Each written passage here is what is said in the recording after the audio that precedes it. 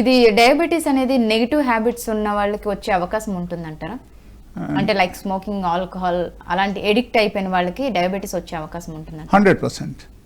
Because ఎప్పుడైనా సరే మనము స్మోకింగ్ చేస్తుంటే లేకపోతే మనము ఆల్కహాల్ తీసుకుంటే automatically that metabolic disorders will take place in the body. Okay, ప్రతి ఒక్కరికి ఉంటుంది.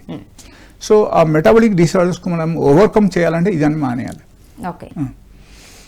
సో ఇక్కడ మెయిన్ ఇట్స్ లైఫ్ స్టైల్.